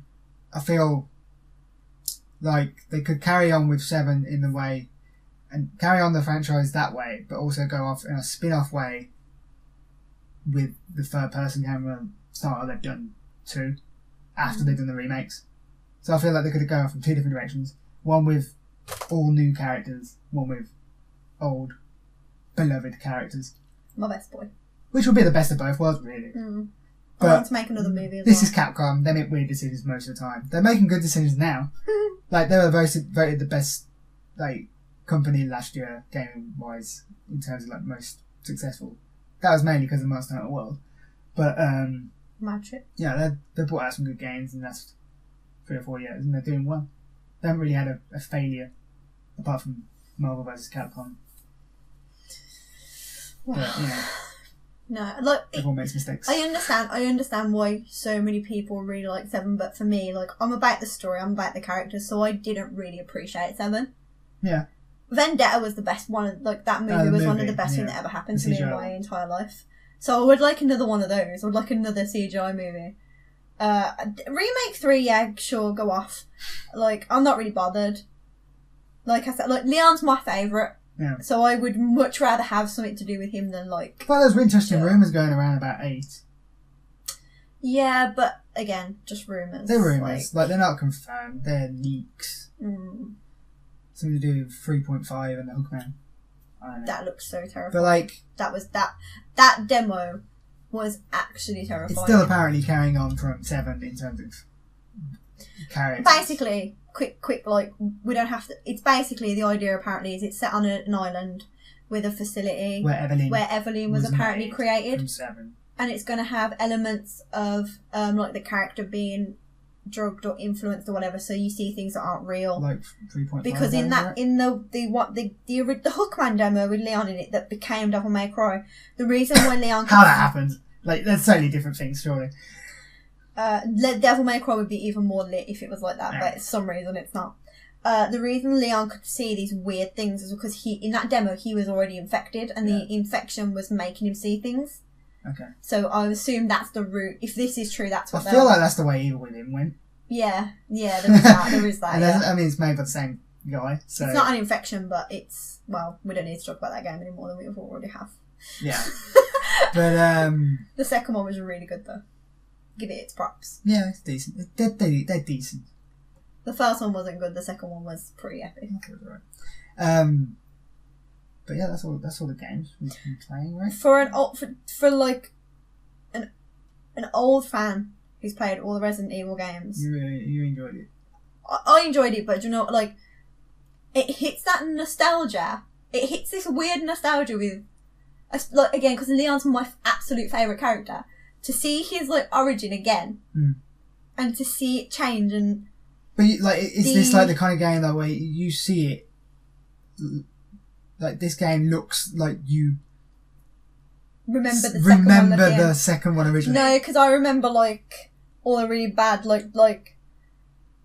Oh, what does the guy say now? And he's like, it looks like your party's cancer. And he, like, dies on the locker, and it's awful. And some of the voice lines are awful. Can't be as bad as a Jill sandwich. But it was amazing, and I absolutely loved it. I want them to go back and do one like this. One's been remade. I know it's been remade several times, but you know what? You want it to make it. Why not again like this? Because it'd be sick. I think it's nice. It's nice to see, like, the origins of the characters again, and the dialogue, especially between Leon and Ada. It's kind of like foreshadowing. Yeah. And some of the things I say to each other, you're like, oh, I get that. This is when this happens, like, if you're a proper nerd like me. And then, like, towards, like, when Leon gives his big motivational speech, he's like, I'm going to stop Umbrella. I'm going to save the world. I'm there, like, it's like 3 o'clock in the morning. I'm crying. I'm like, you will, because you're the best boy. I haven't. I've dabbled in the Resident Evil franchise. Have you, though? Well, yeah, I think dabbled's the right word. Like, I think I haven't invested, really. Like, I played part 1, most of Code Veronica, most of Outbreak. Yeah, that game. A part of Outbreak too, I think. I played 7. I played 5. This hurts. So, like, see, that 100% dabbled in the games. You missed out. I missed all 4. Of my I know, right? favourites. But, like, now after playing this one, like, I'm fully invested. I kind of am in two minds. Like, I want to play the other ones, but, like, do I wait for remakes?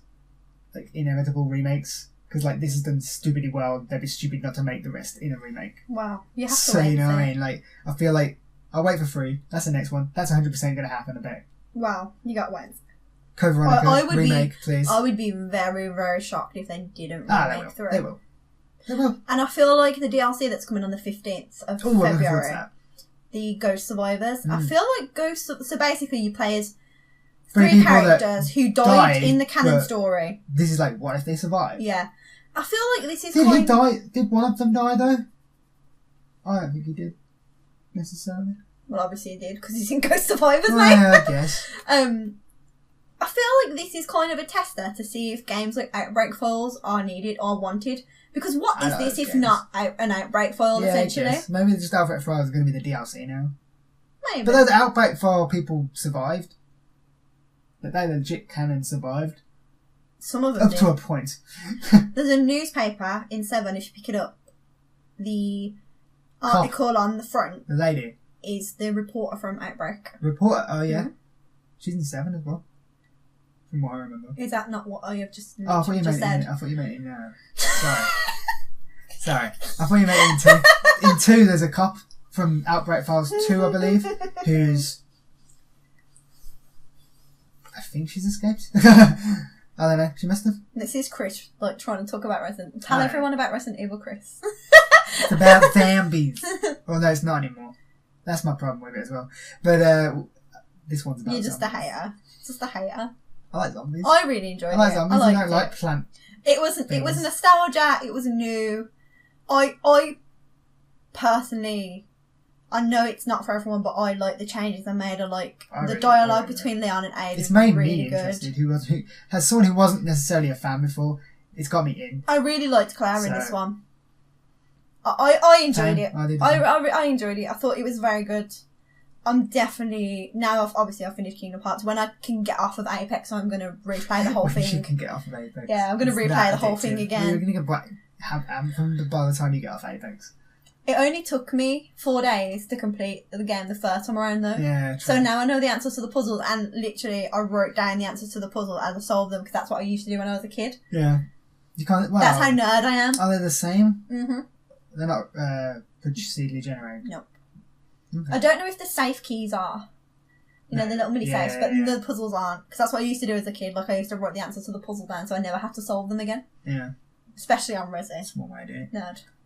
So. I So. kind of did that with one of them. Like, there was a code I had to type. I didn't have space in my inventory. So I took a picture with my phone. Just did that way. And then I put it back in the box. So I didn't need to use it. But then I just had the code already. Because it was on my phone. Easy way to do it. If you've never played a Resi, I think it's it's well worth jumping in on this one, yeah. I'd say. It's like this, if you want to get into Resi and you like the idea of the lore, but like me, you couldn't handle the tank controls, or you just didn't like playing them. Like mine was a bit of both. I was shit at them, and I didn't like them, and they just bothered me. Like, I just felt really slow and sluggish. If you have a Wii, yeah, there's weird. I would really recommend Dark Souls Chronicles and Umbrella Chronicles because they move you along like sort of like House of the Dead, like arcadey style games. So you don't physically move the character; you just do the shooting, and it's very compact and it covers 0, 1, 2. Does it cover 3? I can't even remember. I don't think so. I don't think Not it that I does. remember. And it 100% covers 2. It fills in some Leon backstory. It fills but in a lot it's different of Chris from and the Jill. story that this two's got, though. Sort of. To a certain extent. Yeah. It will be a little tiny bit different. But if you're going to play, like, 2, play this one. Mm. But if you want to play the earlier ones and you don't want to go back to, like you said, like the tank and all that, I really, like, I've played them all anyway, but I really enjoyed those Wii editions. I thought they were a very good way to get people caught up if they didn't want to go back. I would really highly recommend them. This has made me want another Capcom game remade that I liked, but tank controls annoy me again. Was Dino Crisis. You need to get good. No, just tank controls. Have you noticed why no games do them now? There's a reason. You're all scrubs now. You and your Fortnites. But and your Apex. can you imagine Fortnite with your tank controls? Everyone would be dying every second. I'd be the champion all the time because I'm old. But, they need to remake Dino Crisis in that, and I feel like this paves the way for it because this is done really well. And Dino Crisis is basically Resident Evil with dinosaurs because it's a survival horror. Capcom, it's made by the same freaking guy, so please do it because I love that. I love the first one at least. The second one was a bit meh. And the third one was trash. But you know, another offering, reboot. Another offering from Capcom coming up on the 8th of March. Devil May Cry 5. I'm so hyped. You're hyped. every time they release like a new trailer or a new video, it just looks even better. I'm so hyped. I've had like the start of this year has been amazing for me. Like Kingdom Hearts 3, the remake of 2. Yeah. And now I'm going to get a Devil May Cry 5. Like, I'm living life. I'm living my best life. So you've got a great year, and I like, literally, like, I've got like anything that I'm like super hyped for, like out of this world hyped for, Crash Team Racing. That's it. But then again, we don't know what half the games are coming out this year. We've got up to April, May. Well, we've got June for Crash Team Racing, but like we haven't really got much in terms of release dates. E3 can't come soon enough, man. Saying that, and whatever PlayStation's doing. Like, when are your games coming out, man? We don't know, because they're not at E3. So when are we going to know? They'll just drop it like they always do. Yeah. Like, a month before, like, oh, by the way, a game's coming out. I'm like, for fuck's sake. Anything's gotten better than Can't plan ahead with PlayStation. But yeah, that's a lot of games. But I haven't left it's the been house. a busy start of the year. Slowing down now, which is good. I need that, and I think having a game like Anthem, which will be like a game that lasts a while, like, we'll probably have constant podcast updates about Anthem, what's new and what's going on. What colour our javelins are that week. But we forgot some new helmets. Yeah, pretty much. Got some new glutes. Look at my glutes. But yeah, it's gonna be a good year, hopefully. Hopefully. But yeah, that was Game Chat, and you can find it all on YouTube with one big video, or you can find it on podcast services around the globe, so on Soundcloud, iTunes, whatever. We'll see you next time. Bye. Bye. If you like that video and want to see more like it, then click this playlist button here. If you happen to want to subscribe to us and check out all our content, then click this amazing sexy button right here. Look how enticing it is. You know you want to click it. And if you're already subscribed to us, well then you are already an awesome human being.